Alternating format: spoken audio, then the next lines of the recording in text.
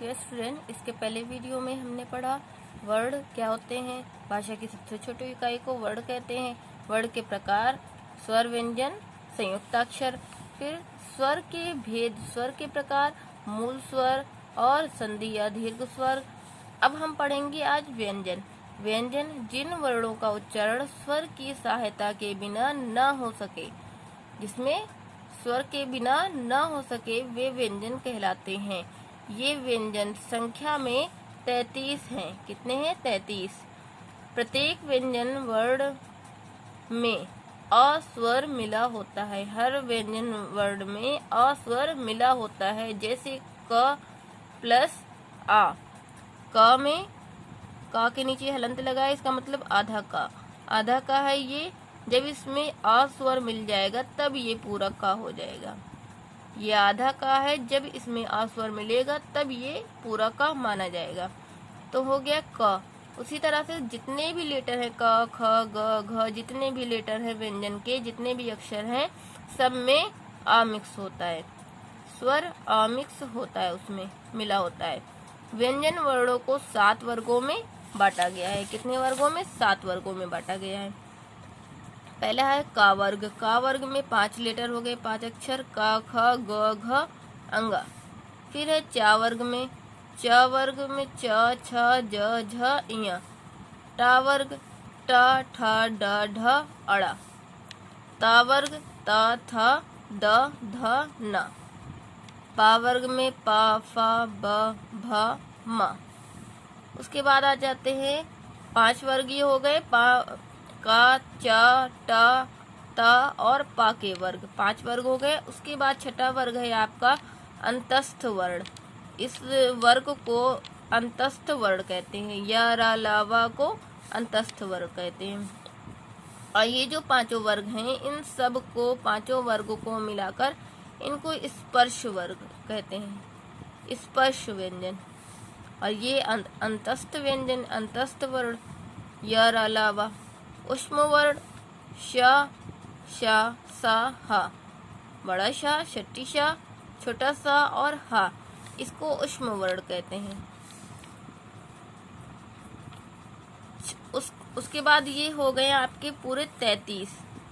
ये आपके पूरे हो गए 33 वर्ण। कितने? 33 वर्ण हो गए। अब यहाँ पर 2 और वर्ण दिए हैं। देखिए यहाँ पर हिंदी में स्वीकृत अन्य वर्ण, हिंदी के वर्णमाला में इसको स्वीकृत किया गया है। उत्क्षिप्त वर्ण इसको कहते हैं। इसको उत्क्षिप्त वर्ण कहते हैं। ड़ और ढ को, ड़ और ढ़ को, ड़ और ढ़ को उत्क्षिप्त वर्ण कहते हैं। इसको हिंदी भाषा में स्वीकृत किया गया है। जब हम गुड़िया लिखते हैं, गुड़िया, तो उसमें ड़ आता है, ये वाला वर्ण आता है। और बुढ़िया, बुढ़ा, पढ़ाई, पढ़ाई लिखते हैं ना, पढ़ाई, तो उसमें ड़ आता है, ये वाला ड़ आता है, ये वाला। तो ये दोनों वर्णों को भी स्वर व्यंजन में शामिल किया गया है। जब इन दोनों वर्णों को हम व्यंजन में शामिल कर देंगे तो कुल हो जाएंगे 35 व्यंजन। कितने हो जाएंगे? 35 व्यंजन।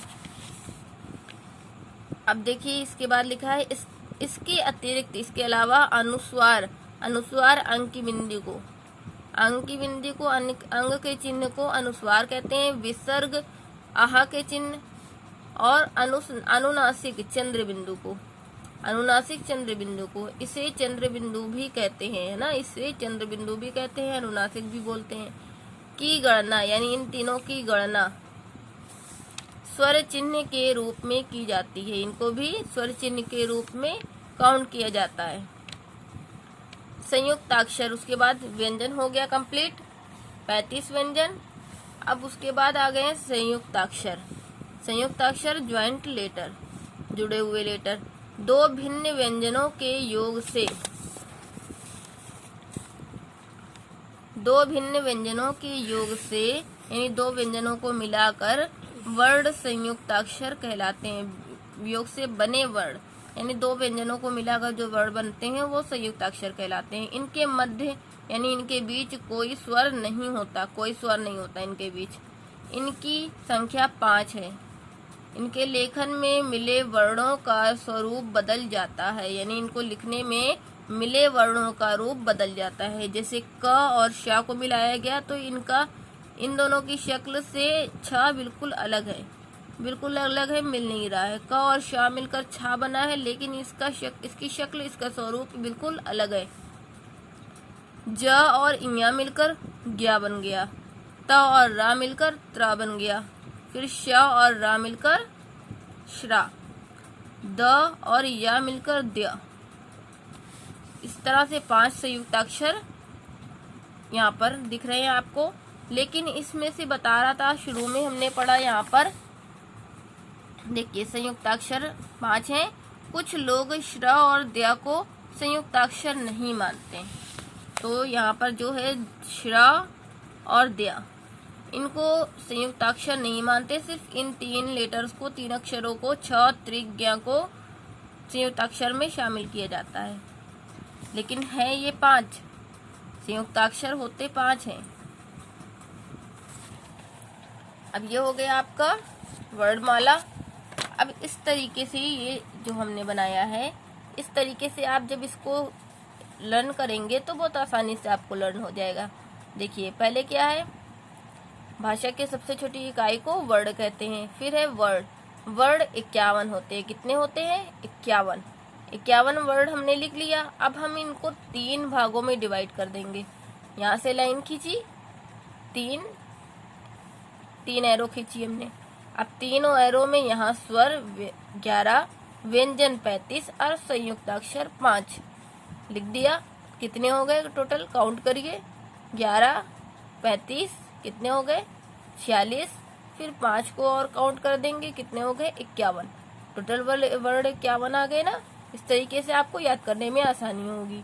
स्वर 11 कौन कौन से हैं? अ, ई, उ, री, ए, ऐ, ओ, औ। फिर अब इनके प्रकार भी यहाँ पर है। देखिए मूल स्वर, मूल या ह्रस्व स्वर, अ, ई, उ, री 4 है मूल स्वर और 7 है दीर्घ स्वर। फिर है व्यंजन। व्यंजन क से लेकर माँ तक के व्यंजन स्पर्श व्यंजन। क से लेकर माँ तक के व्यंजन स्पर्श व्यंजन। 25 व्यंजन हो गए ये 25 व्यंजन। फिर है य, र, ल, व 4 व्यंजन अंतस्थ व्यंजन, ये 4 हो गए। फिर ऊष्म व्यंजन 4, कितने हो गए? 35, 4, 25, 4, 25, 4, 29। फिर 4 ये कितने हो गए? 4 ये जोड़ दिया हमने तो 49 हो गए।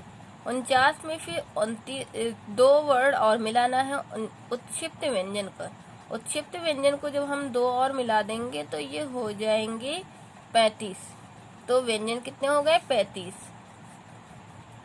संयुक्ताक्षर 5, छ, त्रिक, ज्ञ, श्र और द्य, ये हो गए संयुक्ताक्षर 5। इस तरीके से आप इसको लिखेंगे, फिर अच्छे से लर्न करेंगे।